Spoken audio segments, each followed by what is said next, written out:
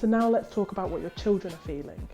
This change, the lockdown, the virus and how quickly it spread, it came so quick and with so little warning. And for adults, for us, it's so difficult to process. I know it took me probably 2 weeks to get my head around it, and I don't think my head is around it, I'm just dealing with it. So we need to think about what our children are feeling at the moment. What are they grieving? The loss of regular routine, the loss of school days, the loss of spending time with family, grandparents, friends. Let's face it, FaceTime is not the same as spending time with family and friends. So I just want to pause the video and I just want you to jot down all the things that you think that your children are feeling at this time, even if they're not totally aware of it.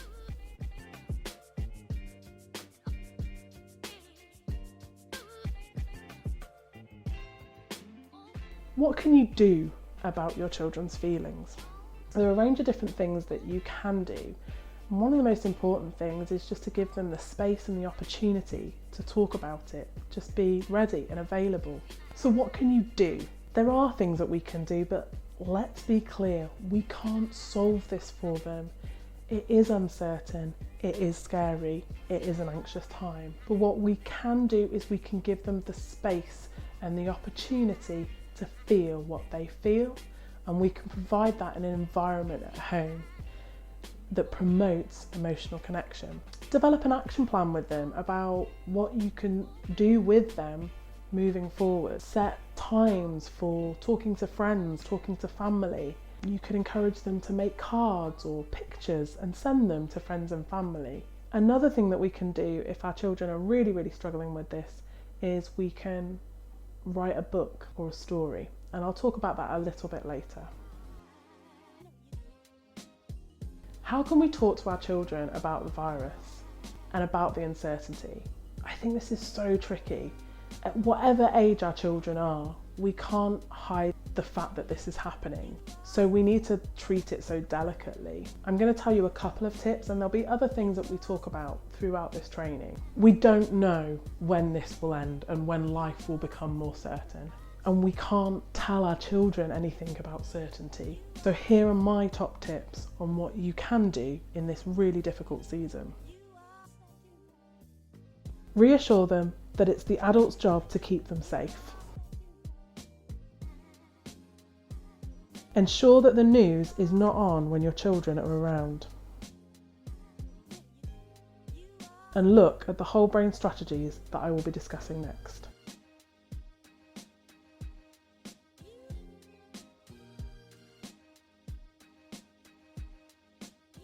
I want to talk to you about a really good book called The Whole Brain Child. It's one of my favourite parenting books on the market. It's written by a neuroscientist, Dan Siegel, and parenting expert, Payne-Bryson. In this book, they talk about how a child's brain is wired, how it matures, and how we can meet them where they're at. And they give loads of great parenting strategies. So even though our brain sort of is kind of divided and has different functions and different parts to it, it all needs to work together.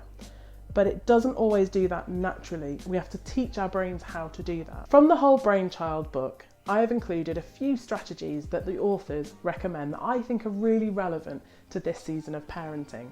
If you're interested in reading the book, which I really recommend, I will include the link in the notes.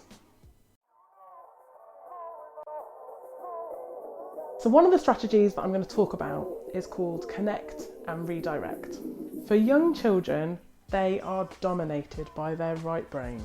So that means they are super emotional. I'm sure that won't surprise you if you have a toddler, have had a toddler, or know anything about tantrums. So the next time that you give your child the wrong cup or the wrong plate at dinner and they freak out, you'll know why. When a child's upset, logic often won't help until we've responded to the right brain's emotional needs. So we need to connect with our children to help them deal with the problem. When your child is upset, you need to emotionally connect with them through hugs, kiss, rubbing their back, whatever works for your child. And this emotional connection is called attunement. Then once your child has calmed down and they're more in control, you can start to bring in lessons of discipline. For example, you might say, pinching hurts, please be gentle. And once your child is now feeling calmer, you can also redirect them to an activity that they would like. You can say, oh, here's a book that we haven't read for a while, should we go and read it?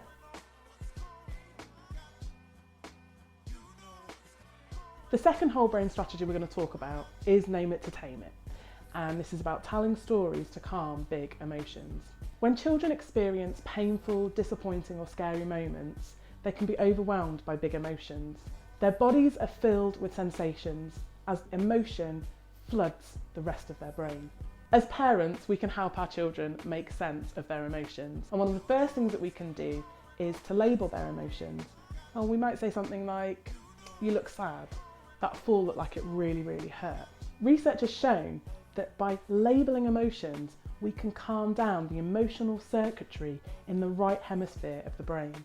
Once we've labelled the emotion, what we can do is we can tell a story. We can make it funny, comical.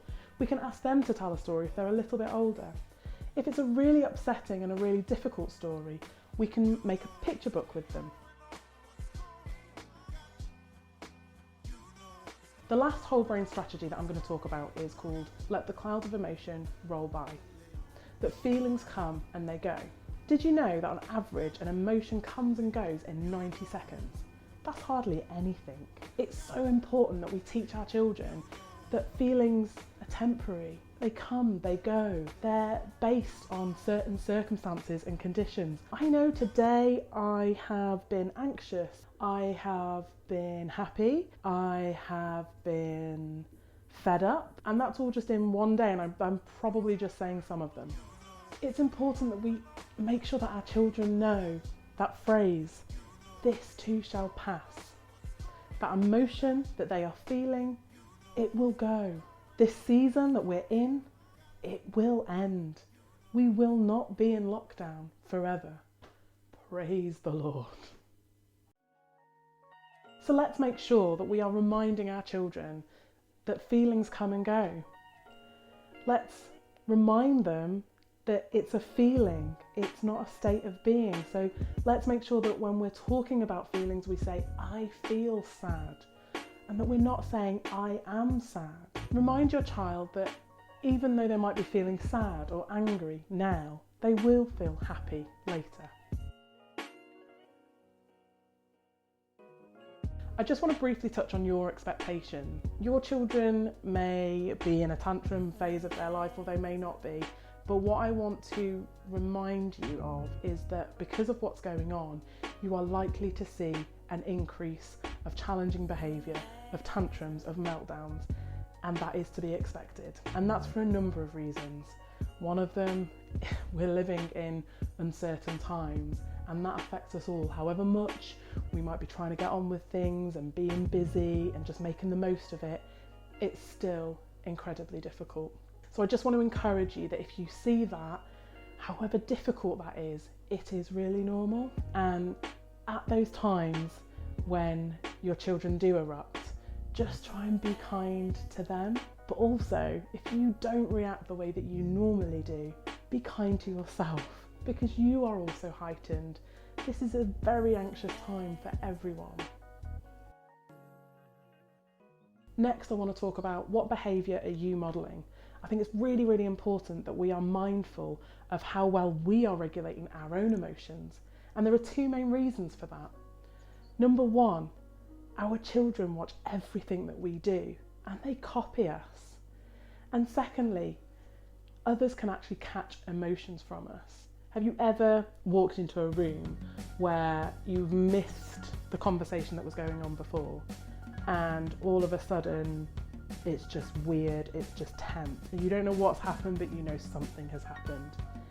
That's because you're getting their emotion. So if we want our children to respond positively to their emotions, we really have to lead by example.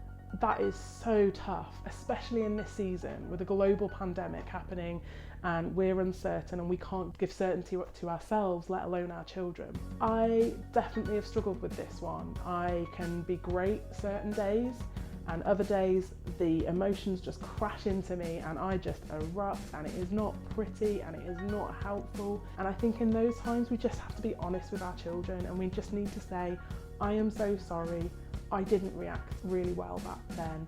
I'm really sorry, I'm just feeling sad. We just label it for our children, and we just explain it to our children. The worst thing that we can do when we do erupt is that we just erupt and we don't talk to them about it, and we don't explain what has just happened to them, because that is more confusing for them.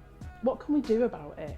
Well, one thing that we can do is journaling, and there's loads of research to say how journaling is really, really helpful. And in that we can just let it all out. We can vent, we can rant, we can just label how we're feeling in that moment or how that day's been for us, and just kind of process the day.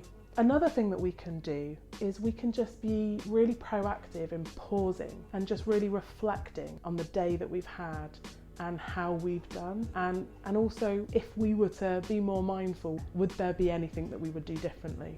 Now is a great time to take an awareness check of how you're feeling, and just to really build that in to your days to ensure that you are able to regulate your own emotions.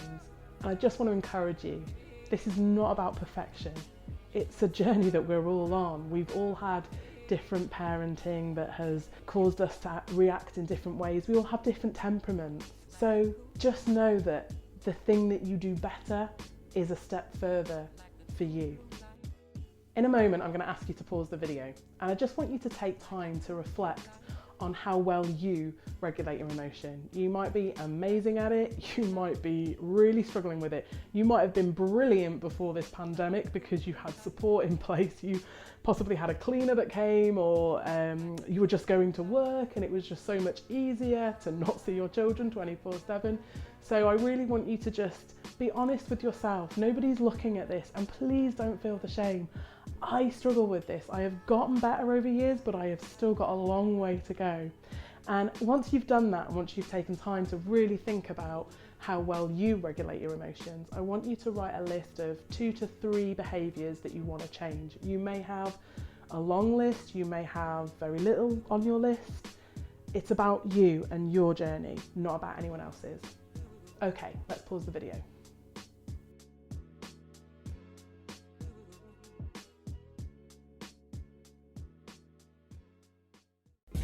Thanks so much for watching. In this video we covered emotions, and this is part 2 of a 6-part series of coronavirus lockdown, secrets to staying sane.